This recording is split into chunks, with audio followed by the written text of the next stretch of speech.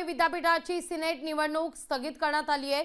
महाराष्ट्र शासनाकडून आदेश प्राप्त झाल्याने निवडणूक स्थगित झाली आहे। 22 सप्टेंबरला होणार होती ही निवडणूक।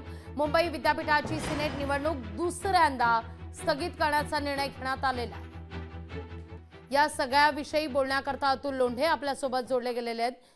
अतुलजी नमस्कार, स्वागत आहे तुमचं लोकशाही मराठीमध्ये। काय पहिली प्रतिक्रिया या सगळ्या मुद्द्यावर?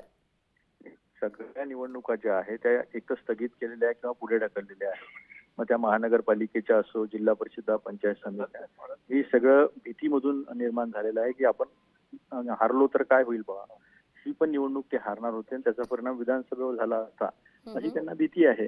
पण एवढं करून सुद्धा विधानसभा ते मोठ्या फरकाने हारणार आहे हे मात्र पक्का आहे। डर अच्छा लगता है, भीती वाटते त्यांना, म्हणून निवडणुका घेत नाहीत। निश्चित धन्यवाद आमच्याशी संवाद साधला त्याबद्दल। लोकशाही मराठी ऐका, पहा, जागरूक रहा।